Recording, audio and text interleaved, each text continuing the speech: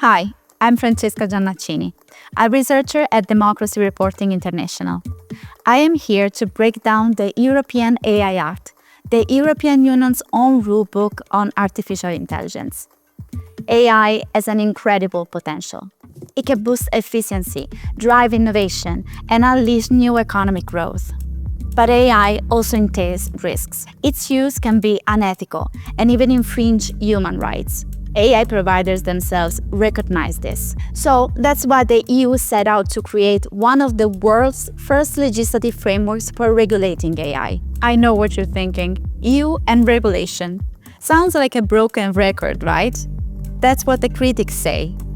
According to some, regulating AI could stifle innovation in the sector. So, in this video, we walk you through the AI Act and its approach to categorizing AI systems based on risks, chatbots, and the new rules designed to address their potential risks, the controversies surrounding the AI Act, and other efforts to regulate AI, like the current legislation in Brazil. Let's dive into it. What's new? The European regulation introduces frameworks that classify AI systems into 4 risk categories. Let's see them one by one. The first category is prohibited AI systems. These are completely banned. These AI systems classify people based on their social behavior or personal traits.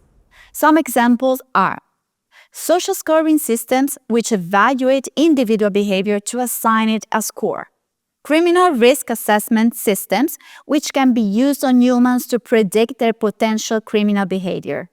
And real-time biometric identification used by law enforcement. While this category doesn't mention risks to democracy, some of the AI systems that fall under it could threaten elections or disrupt civic discourse.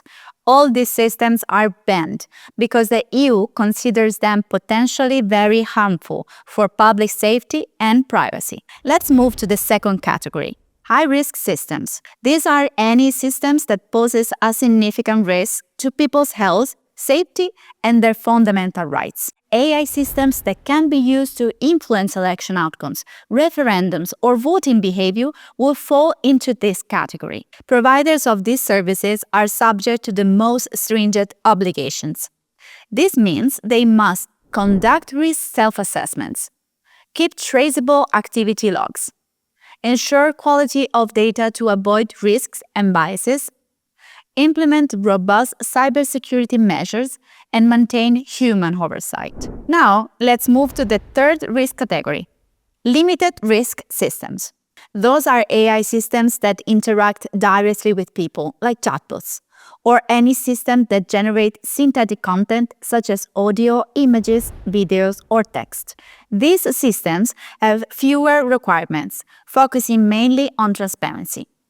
Providers must clearly inform users they are interacting with an AI and ensure that AI-generated content is labeled. And last but not least, we have minimal risk AI systems. These are systems that don't fit into the other categories, like spam filters. They are subject to no obligations.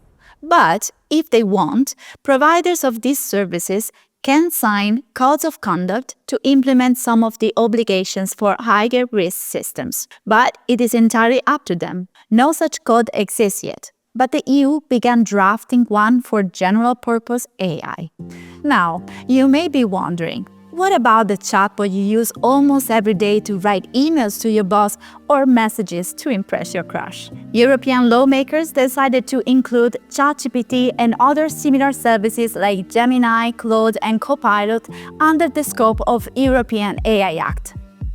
The law defines those services as general-purpose AI models. While their obligations are relatively light, the EU recognizes that some of these chatbots could pose a systemic risk to democratic processes. In such a case, the EU requires regular risk assessment, proactive measures to mitigate identified risks, continuous monitoring of serious incidents, and strong cybersecurity practices. So, that's the AI Act in a nutshell.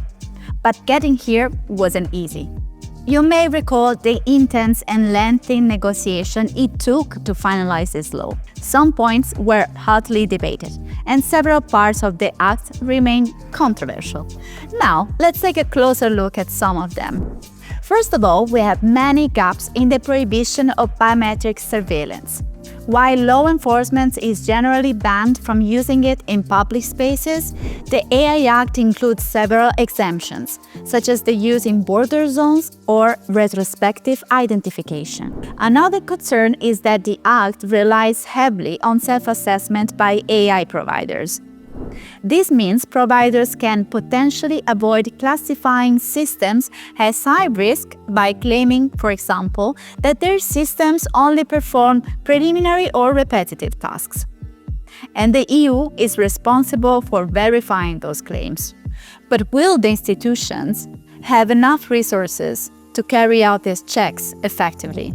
And finally, there are exemptions for open source AI models.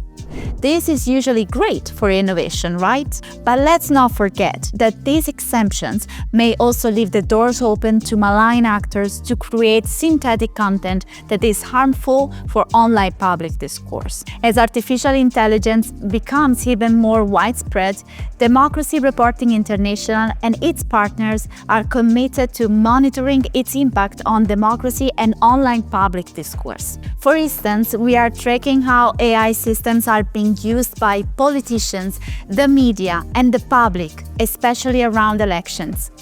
We are also identifying use cases of AI that could pose severe risk to democracy and elections. We do this to potentially demand their inclusion in high-risk categories of the AI Act, and we are not doing this alone. We are actively engaging in conversations around artificial intelligence, collaborating with policymakers, experts, and civil society. We must ensure AI doesn't tear apart our democracies. Let's stay vigilant and work towards an AI revolution that benefits us all.